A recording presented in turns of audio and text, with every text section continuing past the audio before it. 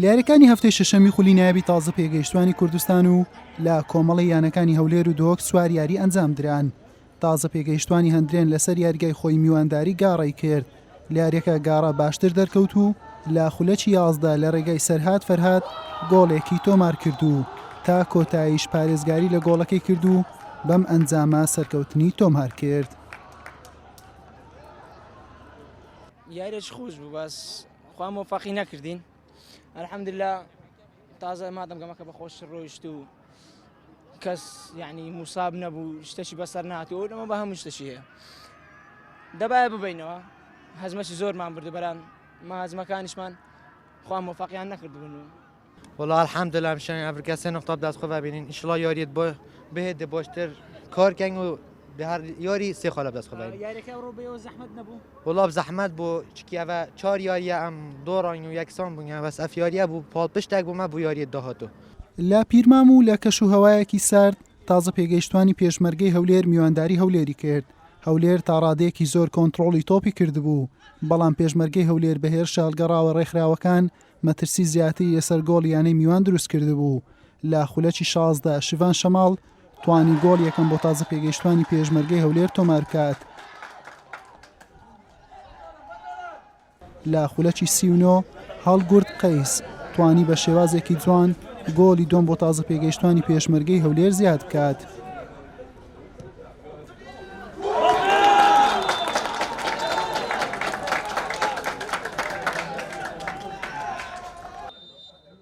لا نیوەی دووەم یاریەکە عەلی کاروان دوای تێپەڕبوونی 7 خولێک توانی گۆڵێک بۆ تازە پێگەیشتوانی هەولێر تۆمار کات و جیاوازیەکە کەم بکاتەوە.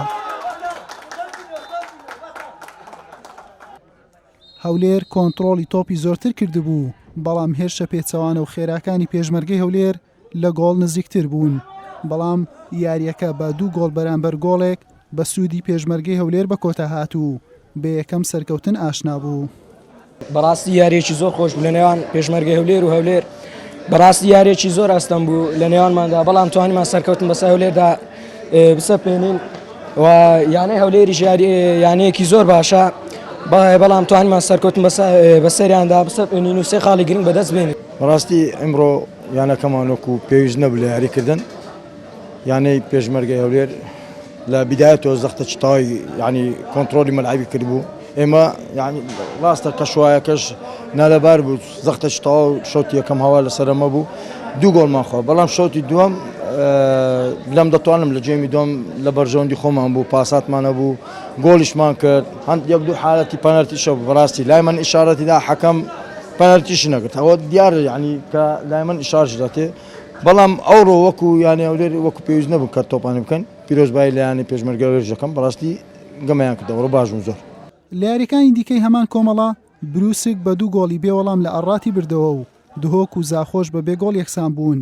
سوودمەندی یەکەمی ئەم هەفتەیەش برایەتی پێشەنگ بوو، هەرچەندە چاوەڕوان بوو، بەڵام بە 13 خاڵ لە شوێنی خۆی مایەوە و هەولێریش بە 10 خاڵ لە خانەی دووەم و بروسک و دهۆکیش بە 8 خاڵ لە خانەی سێم و چوارەمن.